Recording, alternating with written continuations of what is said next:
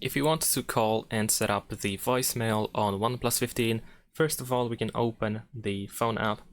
And once you go to the phone app, you should be able to go to the keypad and you can press and hold number 1 in order to speed dial the voicemail. You might be able to immediately call it like that. However, if you cannot reach voicemail by pressing and holding number 1, then what you can do is you can go back to the home page, tap on these 3 lines in the upper left corner, and we can open settings.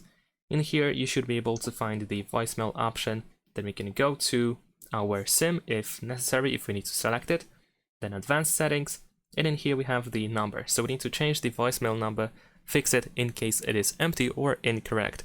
If you don't know what number you need to enter over here, you can simply try to Google the voicemail number of your carrier or service provider, or you can try to contact them and ask them for the voicemail number. And that's pretty much it. Thanks for watching, leave a like and subscribe.